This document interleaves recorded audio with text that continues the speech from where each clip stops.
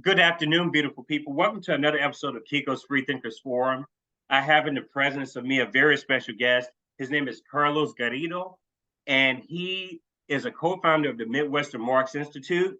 He is currently a philosophy PhD student at Southern Illinois University in Carbondale, Illinois, and he is well published. He's done a lot of journalistic work. He's been on Russia television. And we're going to talk a little bit about his background before we transition into his newest publication, which is The Purity Fetish and the Crisis of Western Marxism, which was published this year, I believe.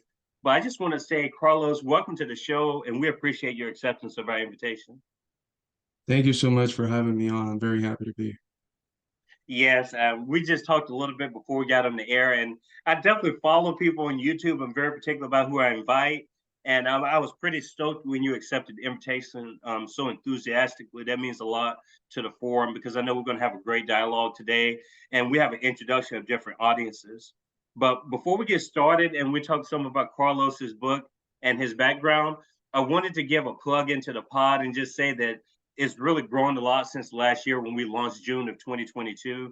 We have an outreach of 64 different countries. So we have about a third of our listenership and viewership outside the United States. And that's kind of the point. We wanted to make this an international community forum because I think that's an area, and I'm going to talk to Carlos about this. There's a blind spot, I think, in the political psyche of the United States. And I think that's geopolitics. And reading his book, The Purity Fetish, touches on that a lot about kind of this ignorance of people in the United States, especially when it comes to affairs outside of the country. I'm sure we'll talk about that some, but I just want to say keep the listenership going, the viewership. We're not really in it for the money here. We're really here to foster ideas of communication and to not ostracize complete blocks of individuals across the country because of a lot of the propaganda that's spread when it comes to you can't talk to these people, these people. We don't see that at the forum. We see everyone that has potential. We see the potential in free thought. We see the potential in other areas. And today we're going to talk some about revolutionary potential. But I guess I want to ask you, Carlos, what is your background exactly? Like, how did you even get into this whole idea of Marxism, socialism? Like, how was your upbringing?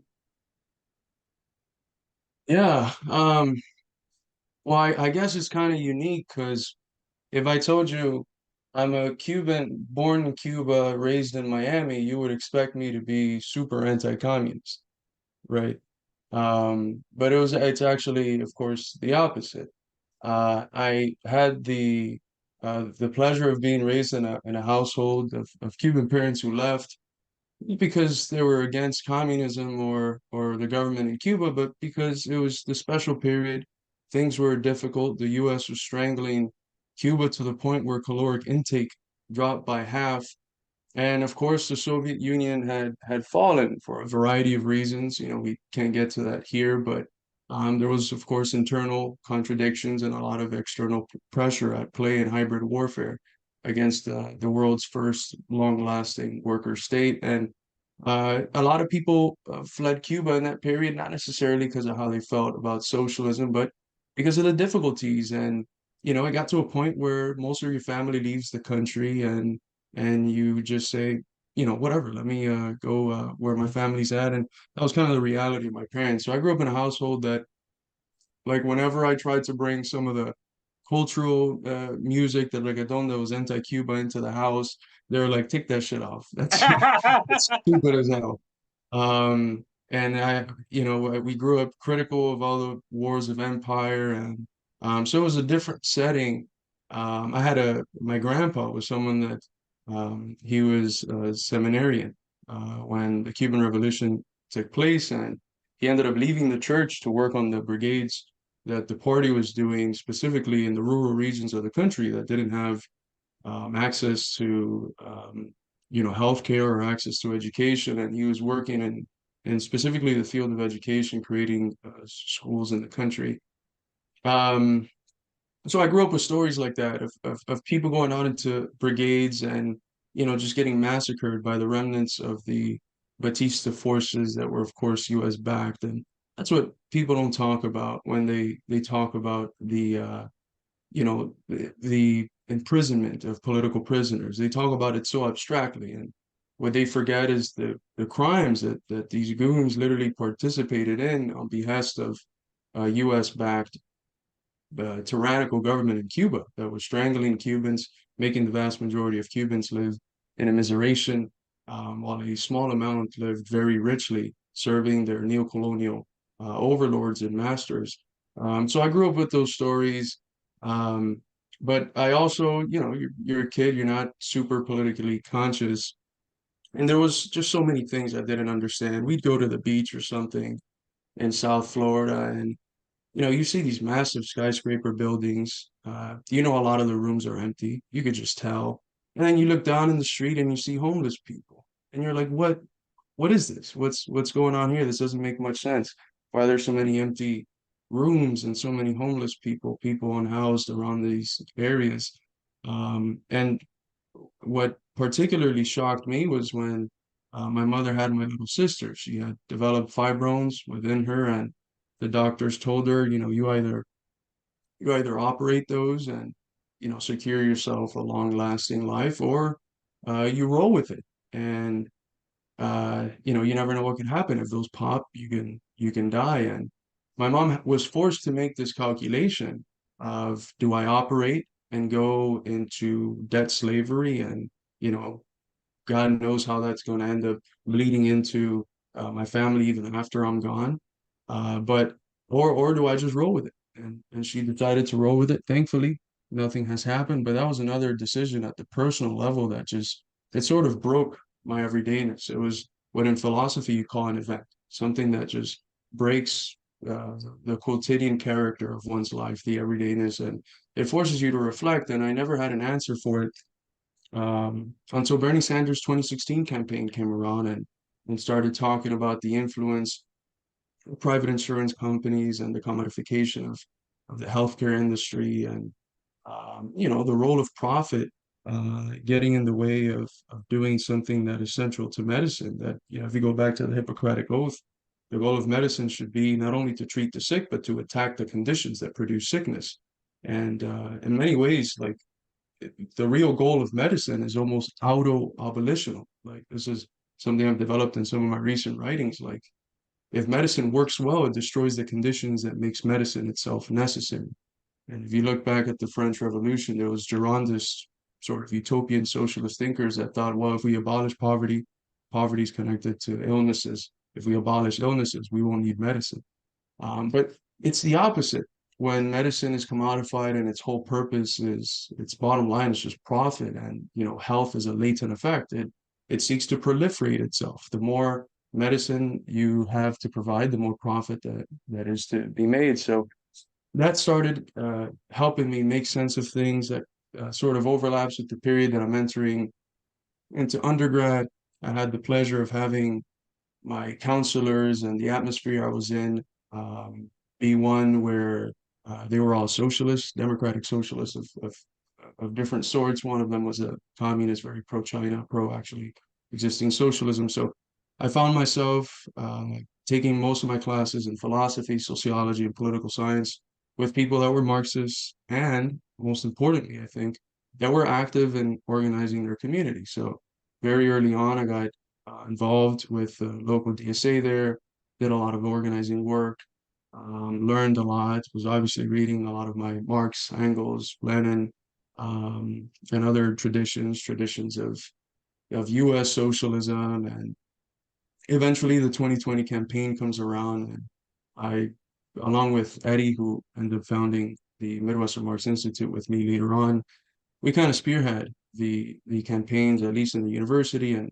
in the community for Bernie Sanders. And we learned a whole lot. There was a whole lot of assumptions that we had came into organizing with, specifically about Trump workers. I had this image coming out of South Florida, a more cosmopolitan site, that the rural Midwest and Trump workers were all just these racist fascists, that there's no way of establishing any connection or bringing them anywhere. They're just an enemy, bad for the deplorables.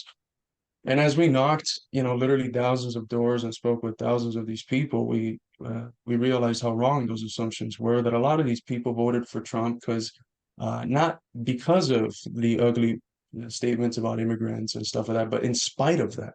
Like what they liked was the idea that he was an outsider or presented himself as an outsider, presented himself as someone who's going to drain the swamp and attack the deep state and be anti-war. And at some point, he even promised something like a Medicare for all. And he didn't, he obviously didn't fulfill any of those promises, but at least the rhetoric was different from the status quo.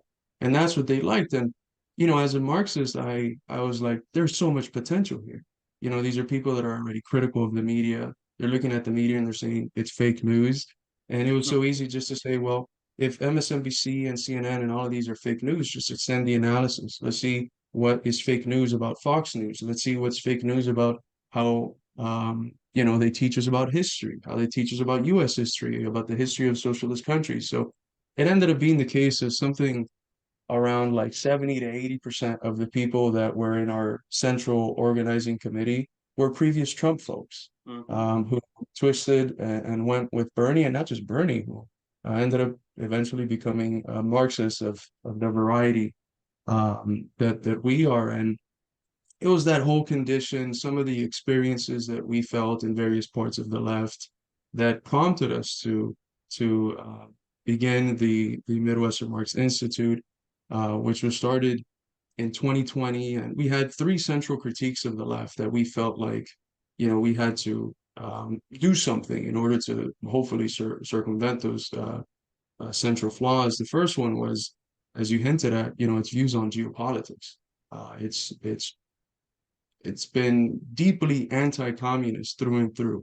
Since 1917, it's done nothing but tout from the so-called left critiques of actually existing socialism, and not even socialist countries that have been fighting against neocolonialism. Like you look back at people like Adorno and Horkheimer from the Frankfurt School, the comments that they're making about Nasser's Egypt, which wasn't, a Marxist country, but was a neocolonial, anti-neocolonial government that was investing in its people, raising its people's living standards.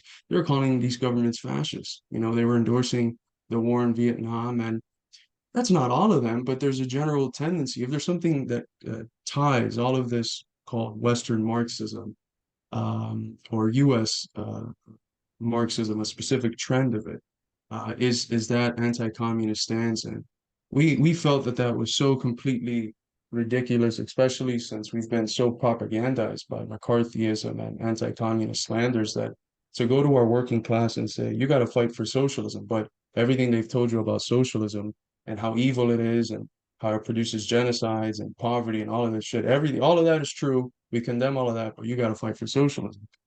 you know, workers got to be pretty darn stupid to say, yeah, okay, I'll fight for this thing that has, according to you, always failed. But, now because you're the virtuous West, the virtuous, exceptional Americans, now it's going to actually succeed, even though it's failed, according to you, all over the global South.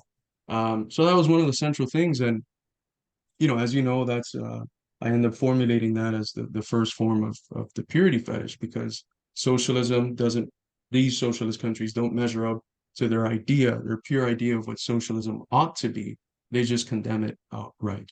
And I make the argument on the basis of my background in philosophy that they might call themselves Marxists, but there's nothing anywhere near to the Marxist worldview of dialectical materialism at play here, because they're looking at things statically. They're unable to see the role of contradictions in the movement of history. They're unable to see things from the perspective of the larger whole of totalities, and they're unable to see things in their movement. And that's the essence of dialectics, seeing things in their movement, in their interconnections from the perspective of the social totalities, and cognizant of the contradictions that are always at play necessarily in everything, in nature, human thinking, and in human societies and their development. So that was one of the first critiques. Another one that we had was, again, how they see Trump workers.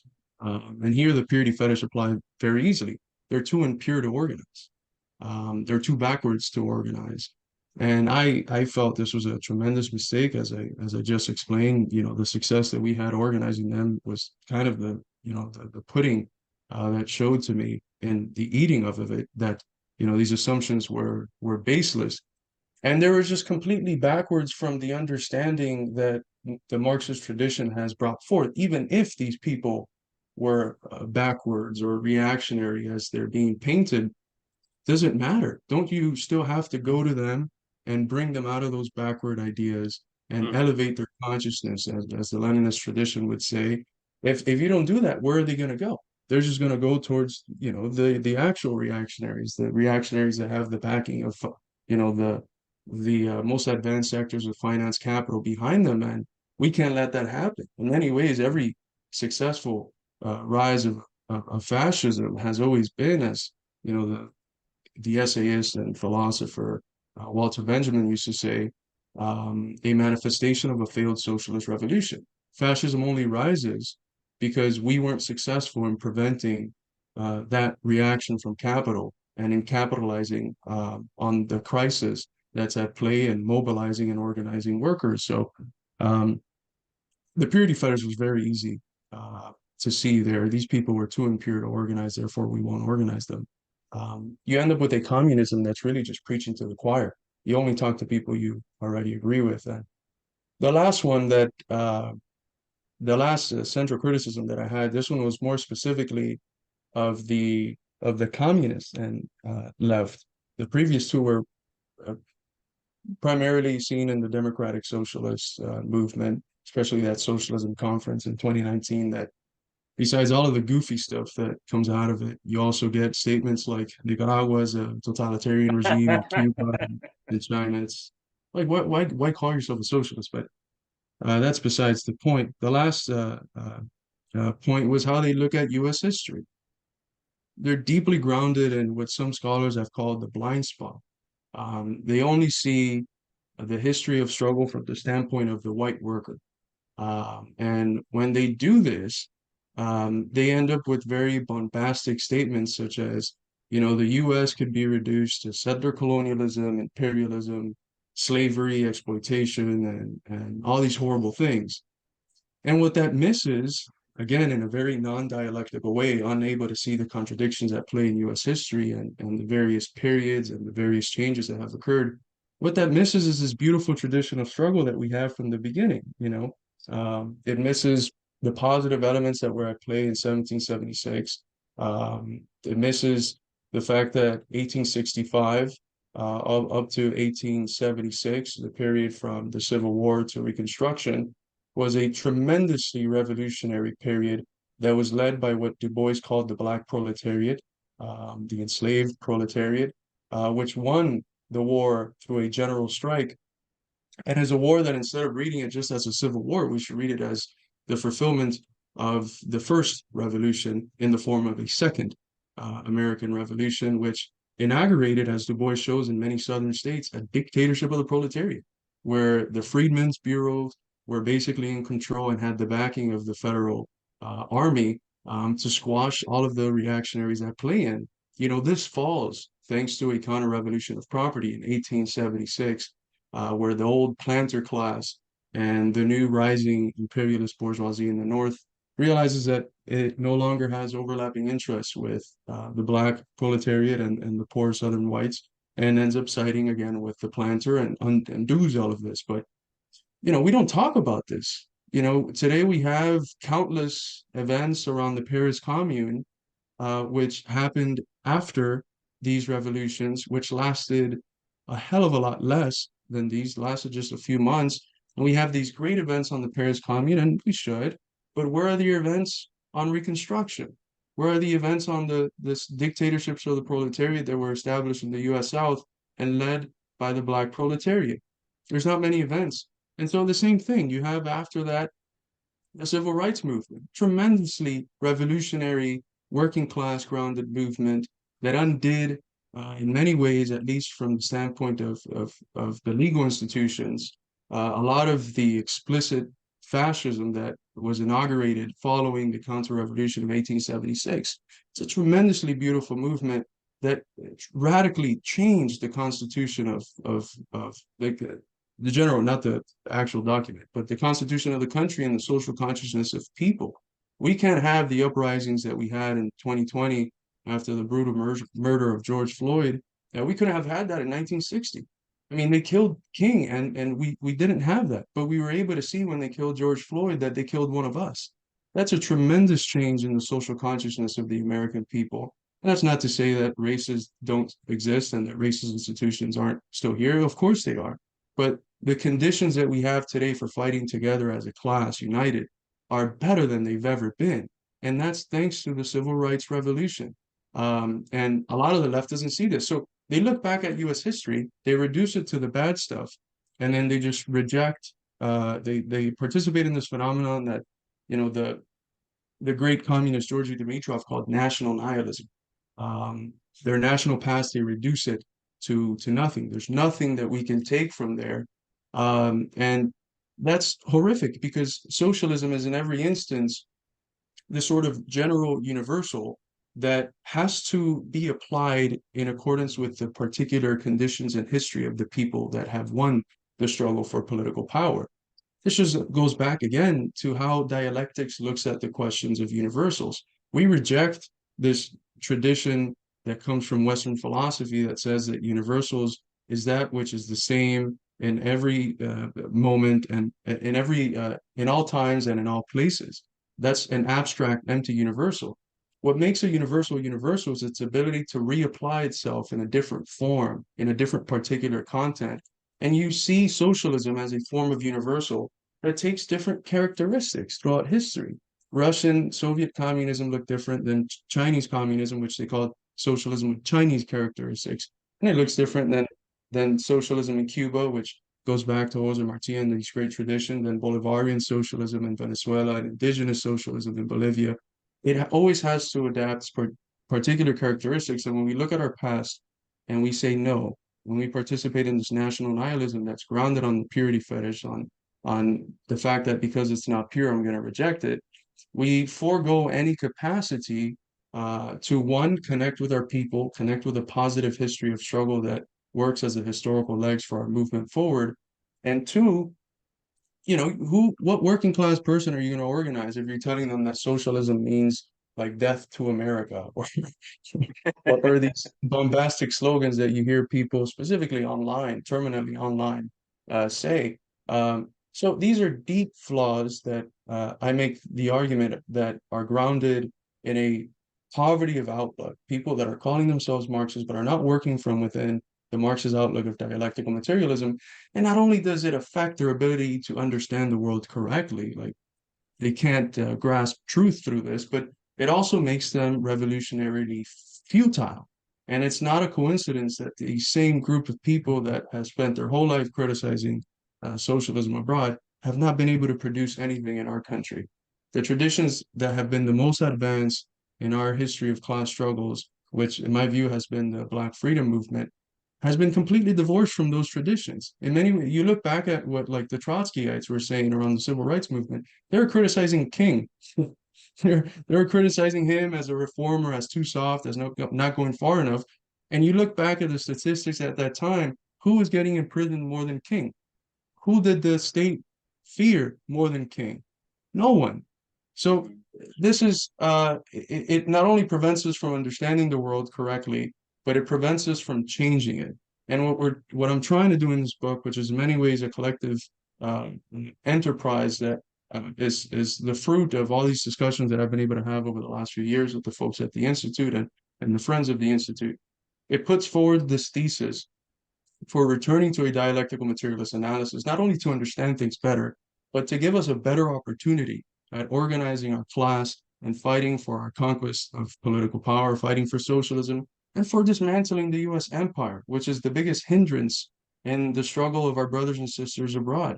Without the US empire, the struggles for socialism abroad would be 95% easier, because 95% of what they fight against is the hybrid warfare that the US is waging against them. So, anyways, I've rambled enough. Sorry about that, but No, you're good. No, I enjoyed every second of listening to you talk. I just had some questions about the bio part. when you talked about um, your uniqueness as far as people's perceptions of Miami. You grew up in Miami, and the perception of Cuban and Cuban Americans in Miami, oh, they're going to be right wing, they're anti-communist. Like that's the common sort of, I guess, denominator that people always try to associate. How common is it people that have your story when you talk to other Cubans that left the island for different reasons? How common is that of a story? Um, it's not super common, but it's becoming a little bit more common as younger people are looking at a futureless future in front of them, and the lies that their parents and grandparents believed about the U.S. This thing Du Bois called the American assumption that you can genuinely get here, work your ass off, and one day be rich. That's not a reality our generation um, can even project in their minds. It's not possible. It's the first generation in U.S. history to live to be expected to live worse lives than their parents. And we've had this whole phenomenon that at the Institute we call reproletarianization. In the last century, you had the rise of the middle classes. Thanks to the threat that was presented by communism and the alternative world order that presented for our workers, thanks to the struggles that we waged, which were led in the working class by the Communist Party and by other militant trade unions, some of them which were basically founded by the Communist Party, like the CIO, and thanks to other reasons as well, like the capacity to give crumbs to parts of the working class, thanks to the super profits that we extract from the super exploitation of the global South, we were able to develop a strong middle class. And it was basically the pride of the nation that we had a strong middle class. This has all gone down the wayside ever since the 70s, specifically this period where capitalism goes into crisis. The rates of profit, if you look at them statistically, they're just completely tumbling. It's almost as if someone with a big beard and long hair predicted this in his third volume of Capital. But they're dropping, and the capitalists are forced to make a decision. Well, if I can't make the rates of profit I did before, what are the routes that I can go? And there's primarily two routes. You either go abroad, take your factories abroad, your capital abroad, so that the labor that you're the wages that you're paying are a hell of a lot lower, and it saves in the cost of variable capital. You make more money through that, or you go to a hyper financialization, which is what we've had since the 70s, specifically in the U.S. Something like 95% of profits from the largest American companies are coming from stock buybacks, rents, and interest. And that's purely parasitical capital. That's not capital that's building factories, infrastructures. It's not building anything. It's just making money hand over fist from money itself, not from building anything. So this reality has completely transformed our class. It's destroyed the vast majority of the middle class. It's reproletarianized it is the concept that we use.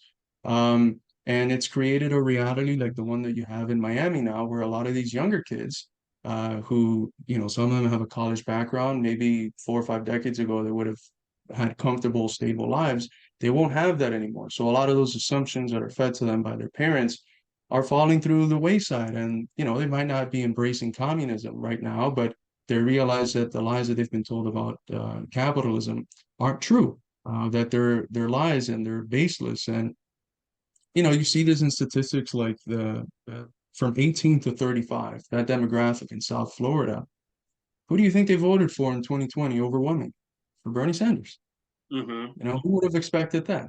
Would that have been something that could have happened in the 90s? Could that have happened in the early 2000s? No way.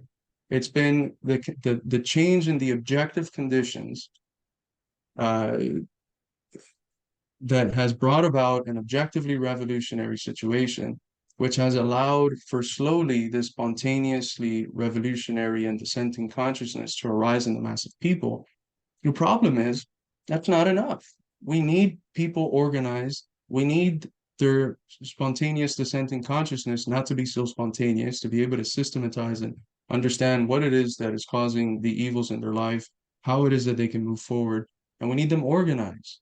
so that they can fight back collectively and in a planned and disciplined and organized manner, because that's what history, as far back as you can go, shows us that is required in order for revolution to succeed, for a new class to take power over the state from an old class and radically transform all of the state's institutions, the how things are produced and all of that. So that's the way that I see it, at least, and the way that I formulated in the book, is that we have everything there. Shit's fucked up. There's a crisis of legitimacy. 80 to 90% of people distrust the media. They think the media is lying to them. 80 to 90% of people don't feel like their elected representatives represent them. So Hmm. there's a crisis of legitimacy. The US empire, along with the neo-colonial imperialist order in general, is just crumbling. There's a new coup every month in Africa overthrowing a neo-colonial regime. So you have all of this going on. All that's missing for us to overthrow this wretched order that we live in is a way to organize these people with a collective understanding of what is wrong and how to move forward and engage in that fight. And what's preventing this, the biggest fetter preventing this development, I think, is the purity fetish. Um, so yeah. Okay, so there's there's quite a bit. I'm not going to really unpack that at all, but I will mention there's a work that kind of talks about the special period and this newer generation of Cubans. It's called Capitalism, God, and the Good Cigar. I think the writer is Lydia Chavez, and I want to shout out Lydia Chavez, and I also want to tell my listeners to go back to episode 12 and 17. We had Ramon Muñiz Sarmiento come on. He talked about the special period some. He was born in 87, so he remembers some about the special period before he moved to the States. But I know everybody, it may be a different experience, but to kind of go to Carlos's point, I'm glad you mentioned that because that's a completely different perspective. A lot of people don't even know what the special period is. After the Soviet Union collapsed, that relationship between Cuba and the Soviet Union changed immensely, and that was. And some people argued, did the special period even end? At certain points, because of just the dire situation when it comes to access to just basic needs, and even now there are issues with electricity. There's issues with just basic needs being met.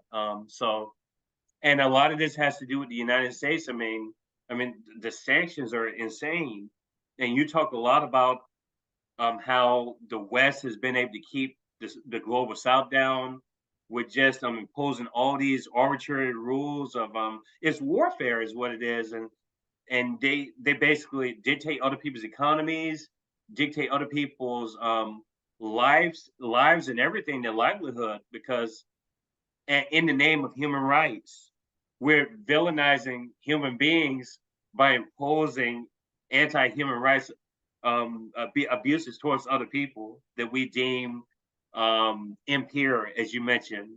And there's just so many different things, different ways you can take that. But your book is fascinating, but it took a lot for me, and I'm not versed in Marxism per se. I'm familiar with it. I'm not going to sit here and pretend I don't know anything about it. I mean, I'd be disingenuous if I did that. But I don't know. I don't claim to be a Marxist. I don't claim to know a lot about Marx.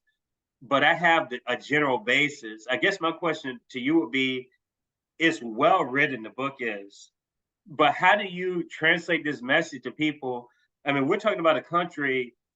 I think it's 54% of the people have a sixth grade reading level in the United States. And so, how do we explain terms like dialectical materialism, the dictatorship of the proletariat? How do we explain that stuff to everyday people? That's such a good question, and that's one that we've been tarrying with since the beginning of the Institute. And the way that we approach this project of like elevating people's consciousness is as broad as possible. That old Malcolm X saying, by any means necessary. By any means necessary. That means if we got to do 1 minute TikToks, which has been the part of the Institute that my brother from another mother, basically Eddie Liger, Yeah, uh, I see it. has led. He's brilliant. And when we started the TikTok, when we had started the website and the YouTube, and he told me, hey, I'm gonna hop on TikTok to do these videos about Marxist theory and breaking things down at a very basic level and doing political analysis. I told him, you're crazy. And thank God he didn't listen to me because at that time it was just a dancing act. There was no political commentary going on there, but he revolutionized it. This was at a time when the control over the algorithms was still in the hands of the Chinese company. Um, and we just blew up through there. And that in many ways fed all the other parts of our project. It gave us the ability to develop a really good team. We have, above something like around 60 contributors. We have a board of directors and editors that helps a lot and does quite a few different things. It helps with, book projects and reviewing articles and all that stuff, and with our Journal of American Socialist Studies. So that TikTok has part of the project has been like where we do that at a mass scale. And before the beginning of the special military operations in 2022, I believe, yeah, it's the years are just blending into each other, especially after COVID. But before the beginning of that, we had been able to build up nearly 500,000 followers on there, and we had videos regularly getting millions of views. And then when the war started, we were, attacking the narrative that was coming from the U.S. and NATO, and it corresponds with a time period where control over the algorithms and content moderation switches from the Chinese to the American company, and we get banned. We end up making 7 more accounts. I think I might have frozen, or you might Yeah, have you're frozen or good. something. I can hear you well. Yeah, you froze some, but you're good.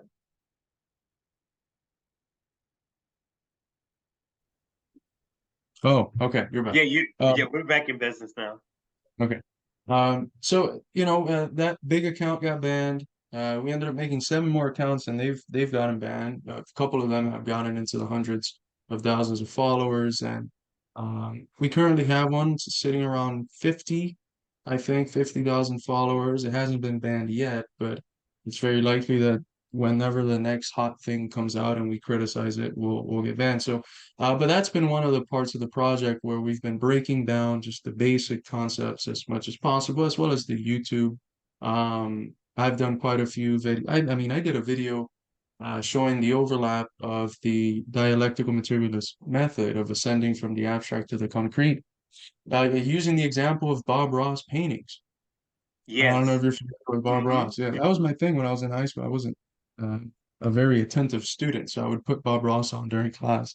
And I ended up having this Bob Ross video suggested to me at some point, I, I think toward the end of last year. And I was like, oh my God, this is a great example of the method. So um, I was able to jump off of that video and show the overlaps. And I think fundamentally, a lot of the things like the outlook, dialectical materialism, they're things that people already accept as common sense, but because their worldviews, so the collection of ideas that they have, are incoherent without them knowing that there's incoherence.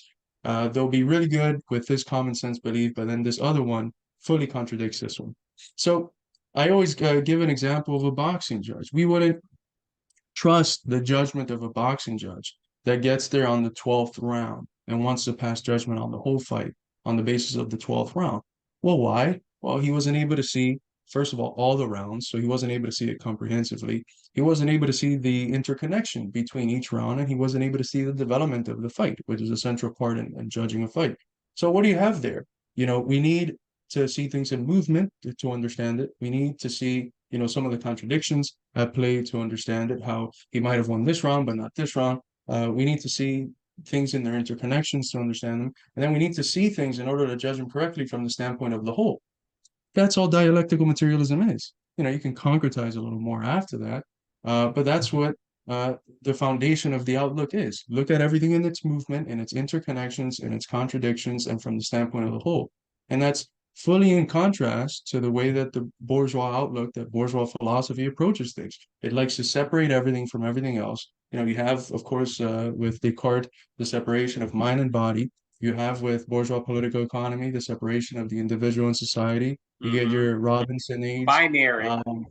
those binaries, right? Unable to see things in contradictions, right? They can't even think through contradictions. They're deeply rooted in an Aristotelian logic that says where there's contradictions, there's falsity. And that's why I start the book tracing back the sort of Greek traditions, two Greek traditions, the Iliadic with Parmenides and Zeno of Elea, and the Heraclitic, which gets then embodied in Hegel and Marxism, and the other one gets embodied in the rest of Western philosophy. And I say that this purity fetish, this absence of dialectical thinking, is in many ways rooted in these long patterns of these long worldviews and ways of approaching the question of truth that are deeply rooted in Western philosophy, which seeks to separate things from the context in which they exist in order to so-called understand them. That things about truth in ways that says no to contradictions, that is unable to think through a truth in process, how things change and truth transforms, right? The whole idea of universal, as I mentioned, is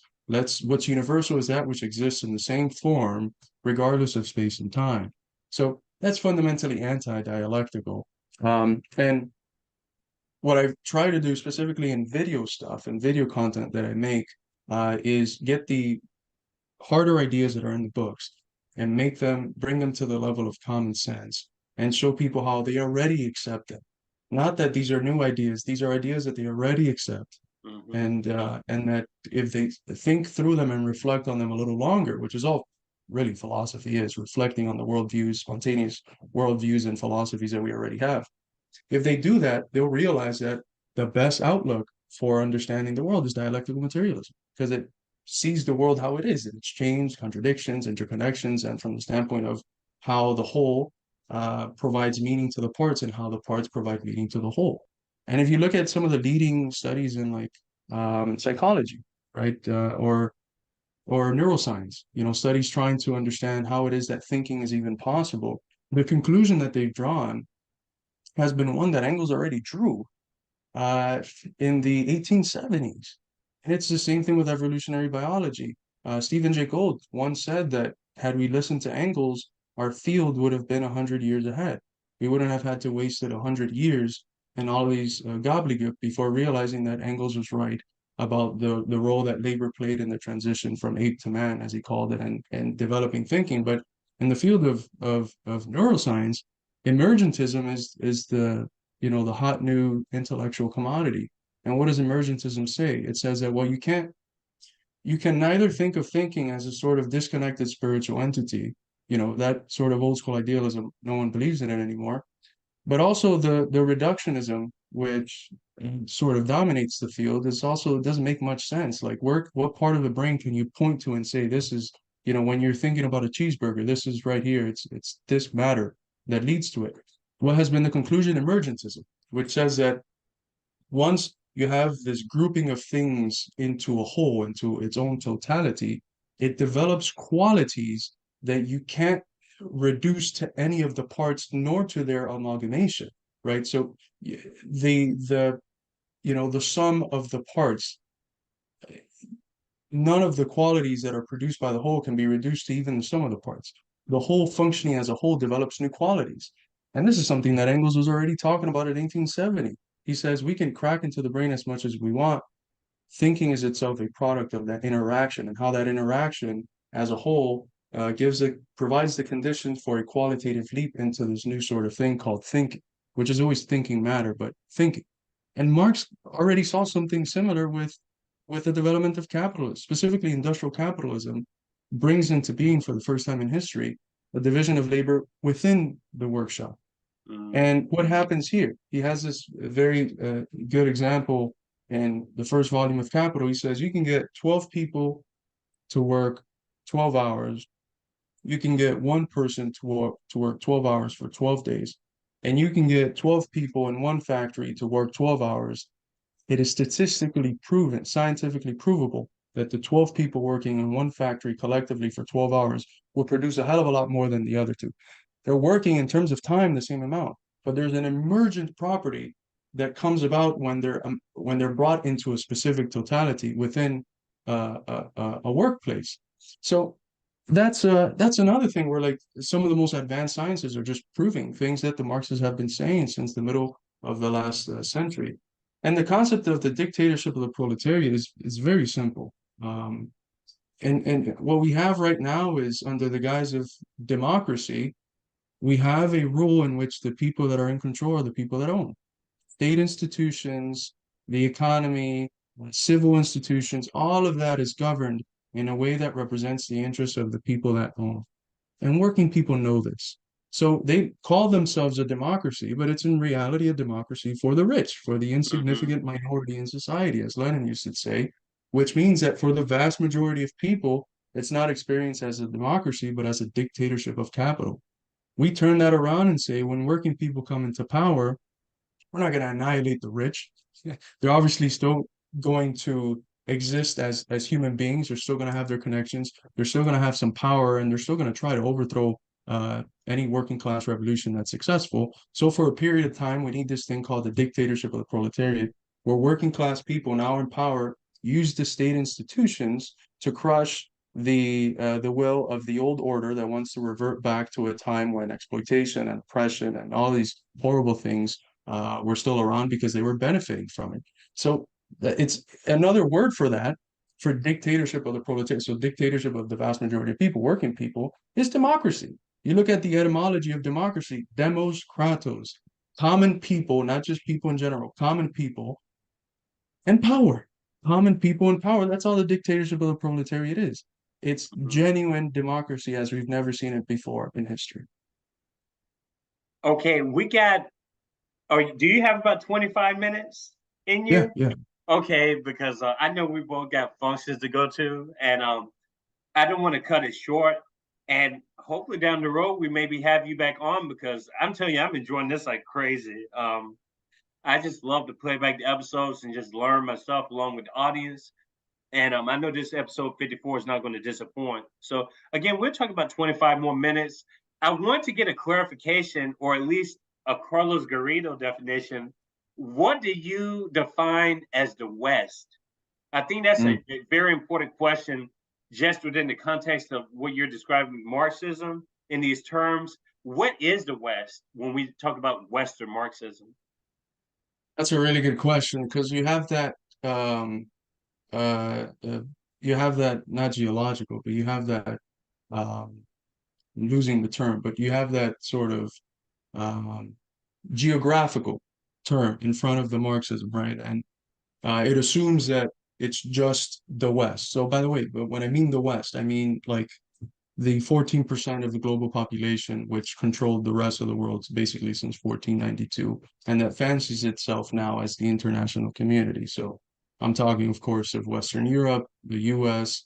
You could throw Australia in there, and as of recent, you could throw Japan in there as well. It's not technically in the West geographically, but definitely forms part of the collective West that benefits from neocolonialism and imperialism. Um, when I'm referring to Western Marxism, I'm referring specifically to a tendency within the socialist movement that in many ways could be traced back to the split in socialism that occurs at the onslaught of the First World War. So there's this big conference, Second International of Socialist parties from around the world. They decided that they weren't going to participate in the war, that they weren't going to send working class people to kill working class people for in a rich man's war. And then what ends up happening is that the leading party, the German Social Democratic Party of Germany, led by Karl Kautsky and others, it folds and it basically buys into social chauvinism and social patriotism, and it buys into the narrative of we have to defend the fatherland and this very shallow super patriotism, as Michael Parenti would say, and it buys into the war. It sends working class people to war. It votes for war credits. And since it was the leading party within the Second International, the vast majority of the parties did that too. Interestingly enough, the U.S. Socialist Party of America didn't do that. That's why you have the imprisonment of people like Eugene Debs and Big Bill Hayward and a few others under the Espionage Act, which they've brought back, of course, for Chelsea Manning, for Julian Assange, and others. Um, uh, the the Russian party, of course, didn't vote in favor of the war, and that creates what Lenin called the split in socialism. Which so-called Marxists are going to go down the route of this very shallow understanding of class struggle within their own nations that doesn't connect the struggle of colonized peoples in the global South against imperialism to the struggle of the working class at home, and which Marxists are going to actually include those struggles not as separate struggles that we have to support, but as our struggles too. And that's a tradition that develops into the Third International, sometimes called Marxism-Leninism, and that's part of one of its central foundations that, for instance, the struggle that we have here, that our working class has here against our ruling elite, is not a different struggle from the one that Gabon is waging now against its neocolonial overlords, or that Niger is waging. It's the same struggle against the same capitalist class organized globally. And that's the tradition that we're a part of. And connected to that are a whole host of different philosophical questions, like connected to that break, which is definitely political, is an understanding of Engels as someone that distorts Marxism. So there's this thing that develops called the Engels debate, um, the debate over the dialectics of nature, which is another deeply philosophical debate concerning whether the dialectics is something that applies to nature or just human societies. So you have these host of questions that arise at the philosophical level as a reflection of these political splits in a socialism that cozies up and collaborates with the imperialists, and a socialism that sees the struggle of the working classes at home as basically the same as the struggle of colonized people to overthrow the yoke of colonialism, neocolonialism, and really in general imperialism. Um, so when I refer to Western Marxism, I'm referring to that tradition, which includes a lot of thinkers, of course, from the West, Mm-hmm. but it includes thinkers from other parts of the world as well. And it also doesn't mean that there aren't Marxisms in the West that aren't. I mean, for me, Du Bois, an American thinker, of course, is the founder of American Marxism. He's the first person to show us that, not only do we have this abstract thing called class struggle, but what are the specific forms that it's taken in our country? Well, it's been the Black Freedom Movement, the struggle against racism, the struggle against various institutions, slavery, Jim Crow, et cetera, et cetera. That has been the forefront of our class struggles. These are not separate identity struggles, as like liberals like to talk about today. These are class struggles for the emancipation of Black working people. And the lot of working people in general are in throwing their efforts behind those struggles as well and seeing them as a centerpiece of these struggles. So Du Bois is the father of American Marxism. I wouldn't consider him within the tradition of Western Marxism. The same is true of Henry Winston, one of the greatest leaders of our Communist Party. The same is true of a wide array of other people in Britain who are definitely within the West. But J.D. Bernal, one of the most brilliant scientists of the 20th century, he was a member of the Communist Party. He was showing how it was that the dialectical materialist outlook is better for the sciences and can be more fruitful for scientific investigation. People like J.B.S. Haldane and a whole host of people within the West that are a part of this other tradition. So it uses geographical denotations, but it cannot be reduced to it. Just because someone is in the West doesn't mean that they're a part of the Western Marxist tradition. And just because someone is in the global South doesn't mean that they can't be in their thinking a part of the Western Marxist tradition. That there's a central premise in your book that talks. It uses the name PMC, the professional managerial class, and spearheading this professional managerial class are three central elements: the mainstream media, the media as we know it, NGOs, and you also talk about academia, which we're Yeah. both a part of. I got one foot in, one foot out right now. I'm not sure if I'm going to go back in, but we both have ties to academia, and I think a lot of my listeners and viewers know that, even though I don't mention it a lot, I do it when it's relevant. But you talk about in the book how we need to move away from this class of people, the professional managerial left, to a worker class based left. Um, what does that look like in the United States, a worker class based left? What would that look like, I guess, the end result of that? Right. So that analysis is deeply rooted in this view of reproletarianization. And what happens is that the part of the working class that was able to elevate itself and to the old Marxist term was bourgeoisify itself in the process of becoming a middle class was the professionals and the managers, right? And different forms of white collar workers. Um, and I mean, I'm a center example of this process of reproletarianization. I'm about to finish my PhD, as we were talking about. In the 60s, that would have guaranteed me an extremely stable lifestyle. It would have guaranteed me the white picket fence, two automobiles, the ability to have two and a half kids, a dog, all this shit that's tied to the American dream. Hmm. Right now, what it guarantees me is poverty.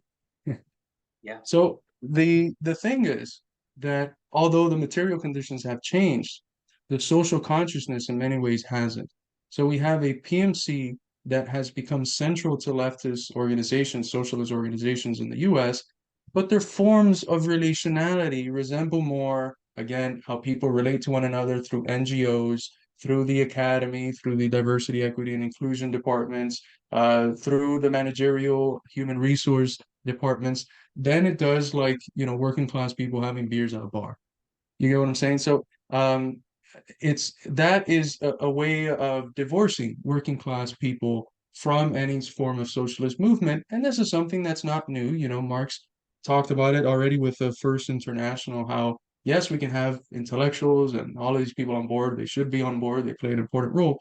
But the centerpiece of any socialist movement should be the working class. Regular workers should be the centerpiece because what's socialism if not working class people coming to power and the people that produce being the people that control the state and how they produce and all these other details. So that's Hmm. been one of the things that I think we have to figure out because you have, at the Institute, one of our directors, Noah Krashevic, who's the one that developed the theory of reproletarianization.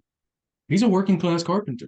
The man wakes up at 4 o'clock in the morning to read uh, the classics and to write. Gets to work at 6 o'clock, works until like 3, and then comes home and continues to work, and then spends some time with his wife at night. It's what Gramsci would have called an organic intellectual. He's a member of the Communist Party. He's convinced all of his coworkers, which were previously libertarians, about communism. But he knows that if he brings them, they're going to be like, what the hell is this? This is not what I imagined these things being. It just feels like a HR department.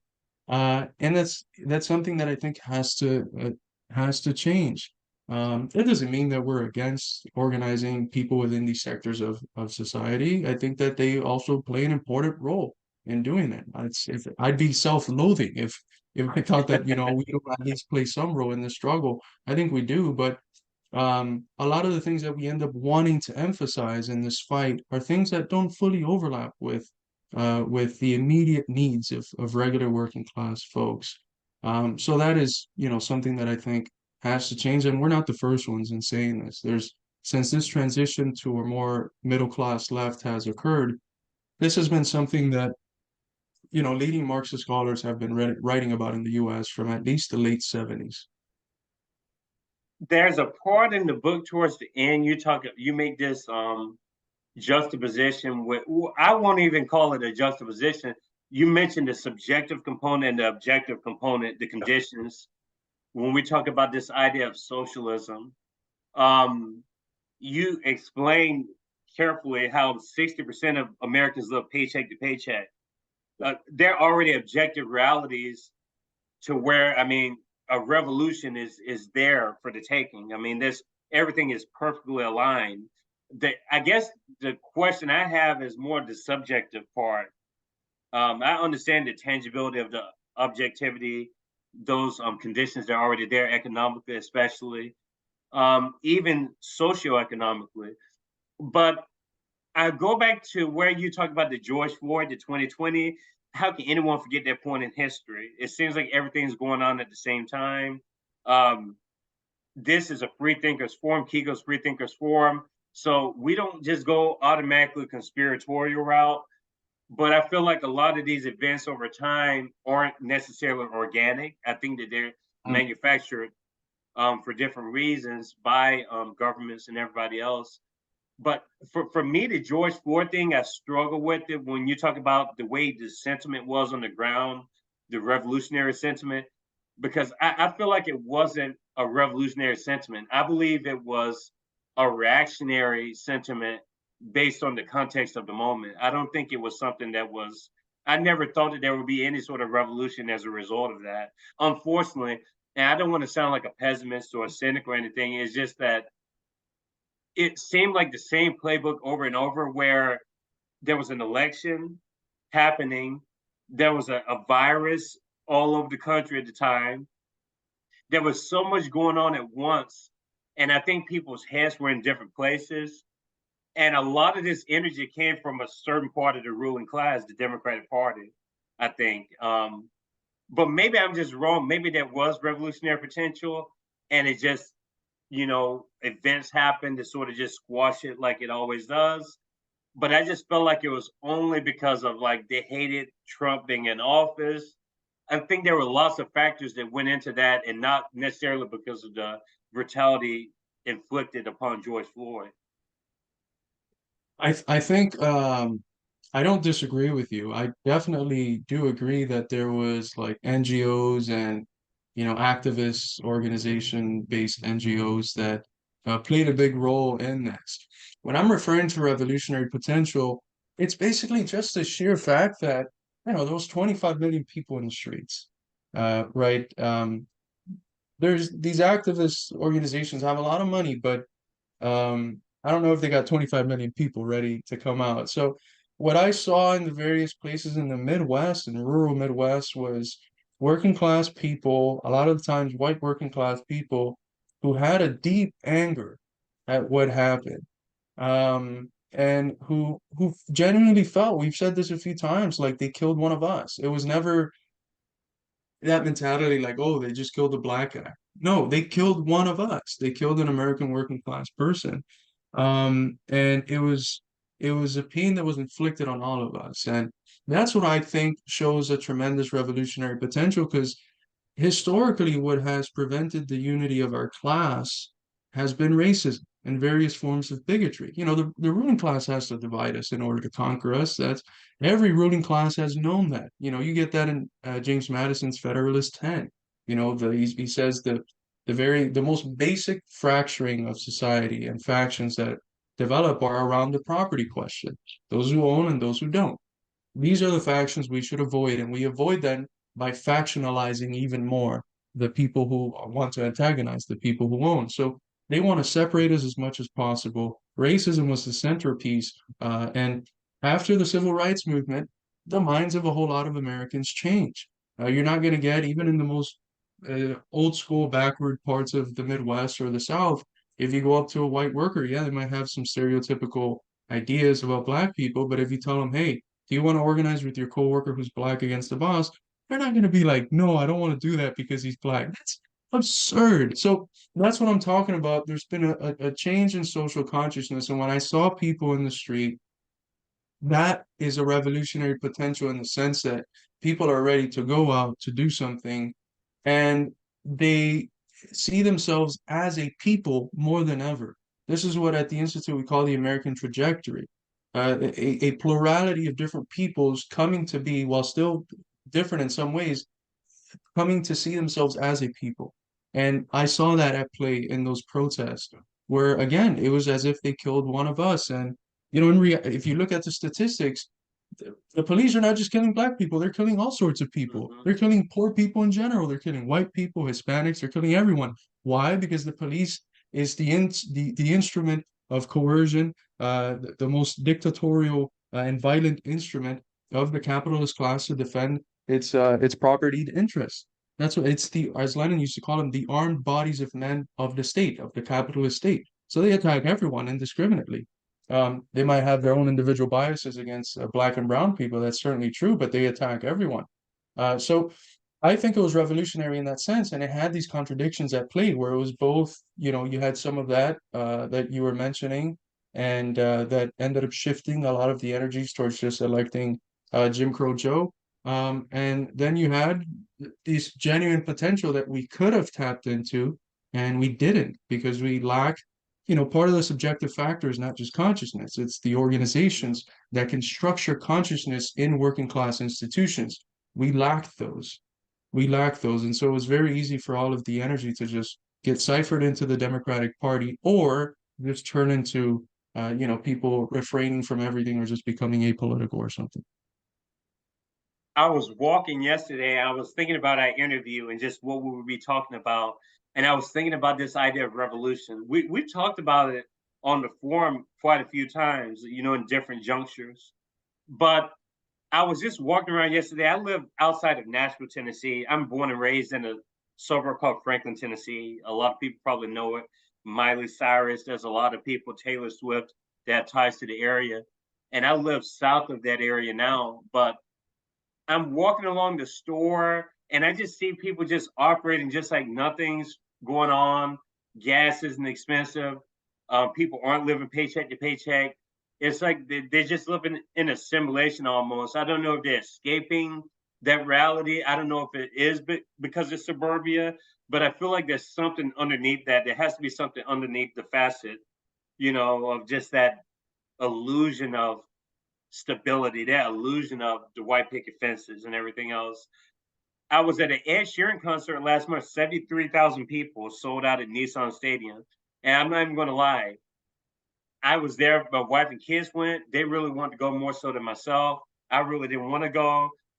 And I have to say this, the worst feeling I ever had going to a concert is because my mind wasn't there for the musical spectacle. It was there. I was just thinking about what if we had people that care this much about a revolution or they care this much about their livelihood when it came to paycheck? Why is it that we can watch sporting events all day and all night and it keeps people's attention so strongly? But when we talk about things that are so raw and dear to us, you would think that the idea of revolution in these types of times would be an easy accomplishment. But maybe it's not so easy because of all these different obstacles with mainstream media and everything else. I don't know. What are your views on that? Yeah, man, those are tough questions. And we've had two approaches. One of them has been like with entertainment. I do definitely see that there's a way in which it's used as a distraction. That people that get home, they're tired from work. Who the hell's gonna think about revolution when you can just turn on the TV and have some fun, right? Um, One of the things we try to do, we've been incorporating it in our last few broadcasts, is a sports segment that talks about issues in various sports, and how various athletes are being exploited, and that from the dynamic of how it's happening within the sports, how it looks and how it connects to society in general. And that's a way to sort of bring people, because there's issues within all of these industries. You had Taylor Swift come out the other day and talk about how she doesn't own none of her stuff, and these stockholders and shareholders are getting filthy rich from her music. She has no control over it, right? That's a great sort of kernel that we can use and to bring people to these other areas. So that's one thing we can do. Another thing is that we have to realize for a very long time the question as to why haven't we had a revolution in the West when everything is so fucked up, has usually had various answers. One of them is racism, which I think is true. Another one is ideology. So people buy into consumerism and buy into all of these different forms of assumptions that are systematically pumped out so that people whose interests are not within the established order end up aligning them and consenting to the established order. And there's some of that. But I really like the perspective that the sociologist Vivek Shibber, we've talked to him before on the channel. He's a DSAer. There's a lot of things I disagree with him on, but in this area, I think he's right, which is that we cannot undermine the role of resignation. A lot of people, it's not that they're convinced or that they're consenting, but they're resigning because they know in many cases what fighting back entails. Well, fighting back in sales means that you can get fired, and Amazon and any of the major companies in the country, if they catch you trying to unionize, they're going to fire you. And they're going to, put you in a position that's going to be hard to get a good job afterwards. So it's very easy to just participate in resignation when those are the odds. You know, now there's Starbucks stores where people organize, they vote in favor of forming a union, and then the Starbucks store shuts down and reopens in another location. Gets a whole new batch of employees. So there's all these tactics, and what does getting fired mean in our society? It means going hungry, not being able to figure out how to pay rent, not being, you know, so in many ways, it's a difficult job that we have, which is showing people why, in spite of all of those outcomes, it will still be worth it to participate in this fight. And it doesn't mean that you can't enjoy your Ed Sheeran or Taylor Swift concert or your sports. We definitely shouldn't be part of, you know, this left that just sort of condemns everything that working people enjoy in their everyday life. We should find places of commonality and work from there. You know, the Communist Party back in the day, they had like softball teams in Cleveland and stuff that they would, and bowling teams and all that, and different church segments of the party that would go into churches and talk to. So we got to be in civil society, be at the spots where people are going to have fun and socializing with others, and have a place there, you know. Not just look at things from a more cynical perspective, even though that perspective is important to provide nuance. It's gonna be tough, but I think that the conditions are getting more difficult, and they're going to continue to intensify as the geopolitical situation develops, which is very clearly developing into a new world that's breaking through the 1492 world order of colonialism, imperialism, and neocolonialism as of the last century and a bit. Um, and since the US is the centerpiece of this world order as of the last 70 years, it's going to affect us tremendously. You're going to have people making connections in various ways, and our job is going to be in meeting people where they're at, learning from working people. That's something that is always forgotten by this PMC left. You know, they feel like they're only educators, and every good educator knows that in order to properly teach or to properly lead, you have to learn. You have to learn and adjust yourself to where it is that your students are at. And in this case, is adjust yourself to the consciousness of the different forms that working class people are being dissatisfied by the existing order, and understand on the basis of their common sense what are the rational kernels that you can then get and re-articulate towards where you need them to go, where they should go because of their interests as working class people, their long-term interests, which is socialism. So there's various ways to do this. There's no one size fits all. You can't have a copy paste approach. If you're trying to organize in New York, the tactics you're going to use there have to look different than if you're organizing in Iowa. That's just the truth of the matter. You know, we're not a homogenous people in the sense of we don't have internal uniformity. We have internal plurality. We're heterogeneous in terms of how we exist as a whole, and that requires different strategies, different tactics. I mean, different approaches, and being able to be creative, being able to get this outlook that we have and the place where we want to go and what we want to do in our critique, and adjust it to the individuals and groups that we're engaging with at the moment. Um, but yeah, that temptation, falling back onto entertainment and sports, and just, you know, if I could just have uh this little rise in my dopamine that's provided by these distractions, I'm good. I don't need anything else. It's an obstacle. But you know, we got to be smart and learn how to adjust ourselves around any and all obstacles that are thrown our way. Carlos, I got one final question for you. And I don't know if you followed that episodes before, but we don't do a lot of this. Like, we don't do any of the rivalry shit. I'm very aware of like all these different YouTube outlets and stuff. But I gotta say, from the forum to you, you have 100% respect from us. I love it that you focus a lot on the educational aspects, and you really don't get into the Twitter wars and all that shit. Um, which leads me to a question I want to ask, because the U.S. left is, I mean, you explain it really well in your book. I mean, it's a fucking joke that we call this.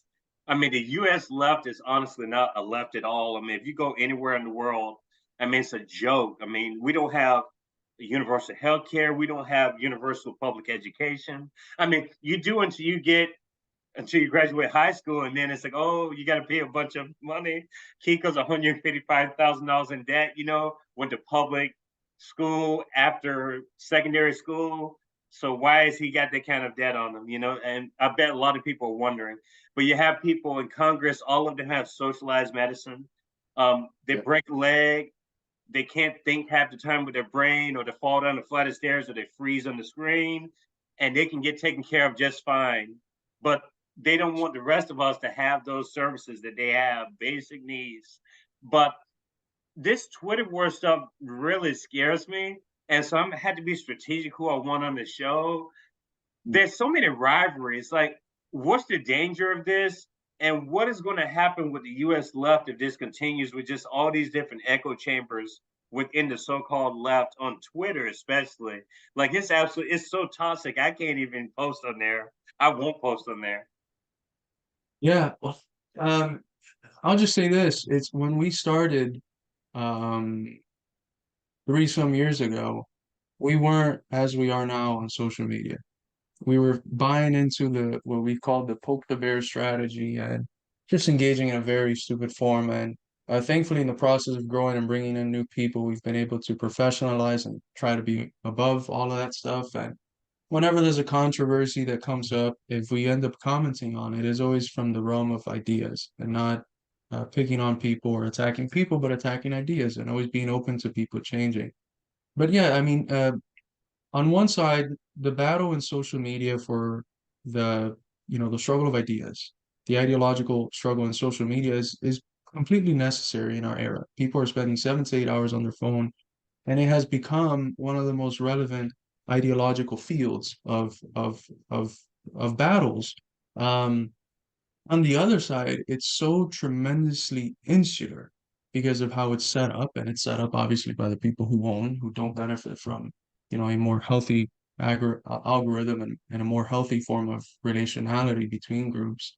It's so incredibly insular, and it leads so easily to this mindset that if everyone doesn't agree with my checklist politics, I'm going to condemn them forever. And that's the purity fetish. If they're not pure from the standpoint of what I think is pure, I'm going to condemn them. And it's hard, but I think that the approach that we have taken has allowed us to have in our audience people from that are on one side a part of our audience, but also parts of various different audiences, some of which are in contradictions with each other. They relate themselves quite well when they're in our audience because we try to focus on the substantive issues. We don't feed into division. And whenever we talk about a divisive issue, we always try to premise it in a way that doesn't condemn the people that are not on our side of things. Sometimes we fail, and we let our emotions get in the way. We're only human, but um, we try to play things in a way that sees the potential for people changing and adjusting, and if we're wrong, for us changing. That's something that I think is very important. Not only do you have political immaturity, but a lot of personal immaturity in these groups that are fostered by these people that are terminally online. And how do you even go through life if you're only engaging with people who agree with you 100% on everything? It's just impossible. It's impossible to organize in that form. And the reason why, someone like Chris Smalls was successful in organizing Staten Island, which is known as Trump Island, was because he put all that bullshit aside. He said, look, we're both workers in Amazon. We both have the same struggle here. Let's fight together. And, that I'll take one Chris Smalls over 100 people online that are just bickering with each other. And so we have to fight the fight within social media, the fight of ideas within there. We should try to navigate it in a way that does not antagonize people who we think are well-meaning. There's some people who are very clearly wreckers that all they ever do is just criticize and criticize and criticize.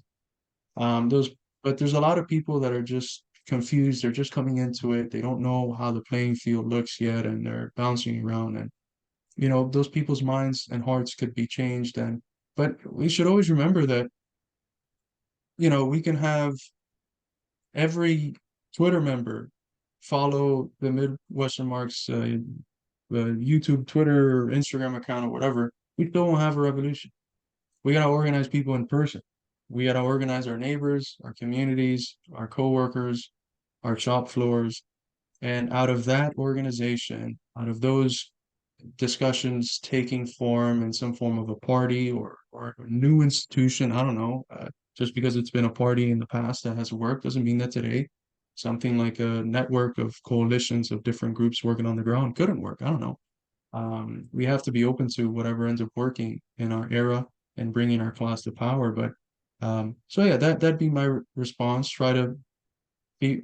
A lot of these people talk the way they do online because they're not in person. And if you try to engage online as if you were in front of someone, I find that that usually helps, because I've met these sorts of people in person, and the way that they act online is not at all how they act in Mm. person. They might be able to disagree with you, but they're not going to be calling you a fascist, because you don't think the US is reducible to settler colonialism or something in person, right? So, um, that's a good tip that I always try to approach things through. And we also have our idols, our people who we seek to emulate. For us, someone like Henry Winston is, the top of the line. For me as a Cuban, people like Fidel and Che as well. So whenever these sorts of discussions come up, I always try to think like, how would these idols of mine approach these issues? Would they be, cracking jokes and making disrespectful statements and condemning people in ways that are not very professional or mature? Or would they try to take the high road and figure out maybe if the person I'm talking to won't accept the ideas, the people following them might have their minds changed depending on how I approach things. So that's been the way that we've tried to approach. But again, we had to develop into that. It wasn't how we came into being, and I, in many ways, can't blame people who are there because we were there. And if we can play a role in not just changing their minds, but changing how they interact with other people as well, I think that's something that we always try to keep in mind and try to emphasize when we're on streams or whatever. Well, Carlos, soon to be Dr. Carlos Garrido, let's try to do a part two in December if you all agree with that, because this has been a wonderful episode 54. And I knew it was going to be a great dynamic episode. There's so many more questions I have about Marxism. We've had Jay Carrico on 3 times, and Jay's a little bit more versed in the terminology, and Jay's done a good job explaining things as alongside yourself. But that's the purpose. Like a lot of the people that I'm introducing this stuff to, they may not have listened to any sort of a political podcast before. But the whole point is to sort of get people to bring their walls down, even with politics. Any sort of issue that you come from a certain like upbringing that's like more uptight, and you can't talk about these issues, these subjects. The whole point of the forum is to introduce this, especially to people who may not have that exposure or comfort level in the first place, to talk about race or sexuality or politics, anything that has been deemed okay, this is an obstacle, you don't talk about it, you do everything else. We bleed red, but you do everything else. Like we don't talk about those things. No, we do the opposite here. We're all about bringing different types of people on. Tomorrow we have someone on that's running for president of the United States as a libertarian, completely about the free market. But we even not engage those ideas, and there's some commonality even with people that we disagree with on a lot of things. And it's all about engaging people. We can't just write people off. And so I appreciate again from me to you just your educational forum known as the Midwestern Marx Institute, and just a lot of the great literature that you all have produced over your recent history. And so I wish you continued success with that. You and your coworkers there, Eddie and everyone else, the rest of the crew, Noah. And I just wanted to ask you, are there any final words you have for my audience before you leave today? Well, it's been a pleasure, an incredibly enjoyable conversation, and I'd be happy to come back on whenever. Um, I think the approach that you're taking is phenomenal, cracking into new audiences. It's so important, and it's one of the biggest flaws in the left. They just love talking to themselves and end up it's a little Yeah. social club more than a way of engaging in politics, which requires engaging with people we disagree with. Yeah, I'd say, check out our work on social media. We're at Marx Midwest on Twitter, and then Midwestern Marx everywhere else, Instagram, YouTube, Facebook, um, TikTok as well. And Yeah, check out our publishing press. We're putting out books. We're trying to put them out on a bi-monthly basis. We have a bunch of manuscripts that we're working with, but the last one that we came out with was from one of our editorial counselors, The Outcome of Classical German Philosophy, which is a really lucid commentary on one of the most important philosophical texts that Frederick Engels ever writes concerning the inspirations, the philosophical inspirations behind Marxism, tracing them back to how they take some parts of G.W. of Hegel and some parts of Ludwig Feuerbach and leave some other parts behind and take it forward into a radically new world outlook. So yeah, check out our publishing press, our website. We're constantly putting articles up. Our YouTube, we have anywhere from 4 to 5 broadcasts weekly, interviews, all sorts of stuff, and um, yeah, that's all. And now we're doing classes as well. We have a Marxism school that we've been running. We've ran 3 classes. I am teaching one that's about to end on Marxism and the history of Western philosophy. Noah just taught one on the basics of Marxism, which is the only one that we've done live stream as well. You can go back and watch those. And Professor Danny Shaw, who teaches at City University, New York, he's doing one on reformer revolutions and on the Marxist view of revolutions past.